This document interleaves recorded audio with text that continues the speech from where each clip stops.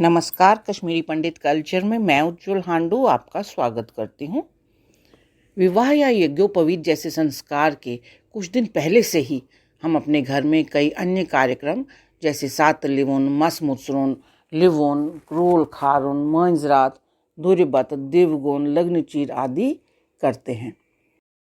इनमें से केवल एक दिवगुन ही रिलीजियस रिचुअल है, जबकि बाकी सभी रिचुअल्स केवल सोशियो कल्चरल है। आज के इस वीडियो में हम बात करेंगे सात लिवुन की और जानते हैं कि सात लिवुन क्या है, हम ये क्यों करते हैं और इसमें हम क्या क्या करते हैं। तो आइए पहले जानते हैं कि सात लिवुन क्या है। लिवुन एक कश्मीरी शब्द है जिसका अर्थ है लिपाई पुताई करना। जैसा कि आप जानते ही हैं कि कश्मीर में हमारे ट्रेडिशनल घर लकड़ी और पत्थर के बने होते थे और इनमें फर्श और दीवारों पर मिट्टी की लिपाई भी करी जाती थी। रसोई में बने चूल्हे, जिसे कश्मीरी में हम दान कहते हैं, वह भी मिट्टी का बना होता था। मिट्टी से लिपाई करने से स्थान शुद्ध माना जाता है। तो जब घर में किसी का विवाह या यज्ञोपवीत होता था तो उस समय भी सारे घर में मिट्टी से लिपाई कर उसे शुद्ध और साफ किया जाता था। लेकिन आजकल समय बदल गया है, इसलिए हम मिट्टी से लिपाई नहीं करते, केवल पानी और कपड़े से साफ करते हैं। विवाह और यज्ञोपवीत के लिए यह पहला फंक्शन होता है, इसीलिए इसे हम शुभ मुहूर्त पर ही करते हैं ताकि आगे का सारा कार्यक्रम भी निर्विघ्न तरीके से पूरा हो। तो सात लिवुन का अर्थ हुआ शुभ मुहूर्त पर घर की सफाई और शुद्धि करना। सात लिवुन से घर में मंगल कार्यक्रम का शुभ आरंभ भी हो जाता है। विवाह या यज्ञोपवीत से संबंधित थोड़ी खरीदारी भी इस दिन करी जाती है, जैसे हल्दी, मेहंदी, कुछ ड्राई फ्रूट्स, थोड़ा सा हवन सामग्री, रुमाल, चावल इत्यादि।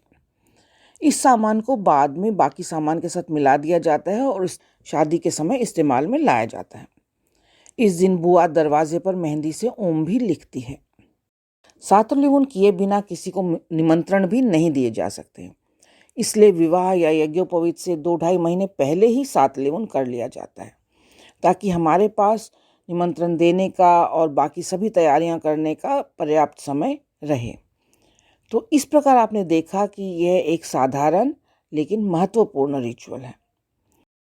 अब जानते हैं कि हम सात लिवुन क्यों करते हैं। जब भी हमारे घर पर कोई अतिथि आते हैं तो हम अपने घर को कैसे अच्छे से साफ करते हैं। विवाह और यज्ञोपवीत पर हम केवल अपने रिश्तेदारों या मित्रों को ही नहीं बल्कि दिवगुन पूजा द्वारा देवी देवताओं को भी आमंत्रित करते हैं। इन्हीं विशिष्ट अतिथियों के आगमन के लिए हम अपने घर को मिट्टी से लिपाई करके साफ और शुद्ध बनाते हैं। आगे जानते हैं कि इस दिन हमें क्या करना है। जिस बच्चे का विवाह या मेखल हो वह इस समय नए वस्त्र पहनते हैं। इसके अलावा उसके माता पिता और सभी नज़दीकी रिश्तेदार, विशेषकर की महिलाएं भी नए कपड़े पहनती हैं। महिलाएं नया अटोहर भी पहनती हैं। यह अटोहर बच्चे के घर वाले और मातामाल यानी ननिहाल वाले सभी महिलाओं को देते हैं। सभी महिलाएं एक दूसरे को शुभकामनाएं देती हैं और पश्त या मुबारक कहती हैं। बुजुर्ग महिलाएं जब शुभकामनाएं देती हैं तो वह एक दूसरी महिला का माथा भी चूमते हैं, जिसे कहते हैं म्यूठ कारुन। बच्चे की बुआ किचन की सफाई शुरू कर देती है। गैस चूल्हे को और उसके आसपास की वर्किंग टॉप और दीवारों को साफ करती है।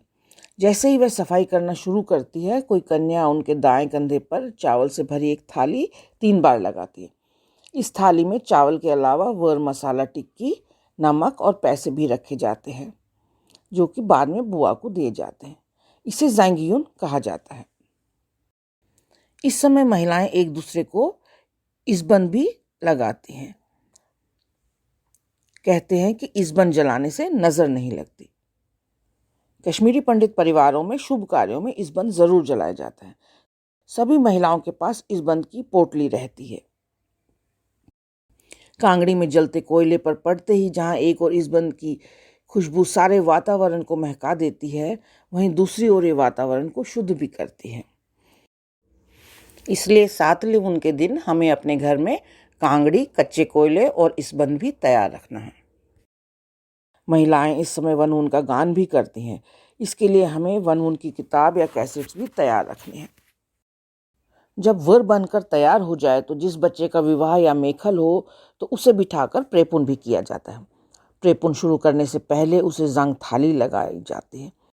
प्रेपुन मंत्रों से वर को ईश्वर को अर्पण किया जाता है। प्रेपुन संपन्न होने के बाद बाहर चिड़ियों के लिए उसे रखा जाता है। जिस बच्चे का विवाह या मेखल हो उसे खिलाया जाता है। उसके बाद ही सभी आमंत्रित लोगों को यह खिलाया जाता है। इसके बाद सभी आमंत्रित अतिथि भोजन करते हैं। अब बारी आती है इनविटेशन कार्ड्स को बांटने की। सबसे पहला कार्ड विघ्नहर्ता गणेश जी को दिया जाता है। उसके बाद बच्चे के मातामाल वालों को कार्ड दिया जाता है। कार्ड और वर लेकर उनकी बेटी, दामाद, बच्चा जिसका विवाह या मेखल है, कुछ अन्य नज़दीकी रिश्तेदार और घर के अन्य बच्चे सभी उनके मातामाल जाते हैं। वहाँ पर उनकी खूब स्वागत सत्कार किया जाता है। चाय नाश्ते के बाद भोजन कराया जाता है। इसे दापन बात कहते हैं। इसके बाद वे सबको गिफ्ट्स देते हैं, विशेषकर अपनी बेटी को एक नई साड़ी और नया अटोर, जो कि वह अपने मायके में ही बदलती है और वही पहन के फिर वो अपने घर जाती है। इसके अलावा हर माता पिता अपने सामर्थ्य के अनुसार कोई सोने का गहना, पैसे, शॉल इत्यादि भी अपनी बेटी को देते हैं। इसके अलावा अपने दामाद को और उनके बच्चों को भी नए कपड़े दिए जाते हैं। जो अन्य बच्चे उनके साथ आते हैं उन्हें भी भेंट के रूप में कुछ उपहार या पैसे दिए जाते हैं। इन सभी सामान को एक सूटकेस में रखा जाता है जिसे कि दापविन कहा जाता है। इन गिफ्ट्स के अलावा शगुन के लिए मिश्री, ड्राई फ्रूट्स, नमक इत्यादि भी दापविन के सूटकेस में रखे जाते हैं। इसके बाद वे अपने घर वापस चले जाते हैं।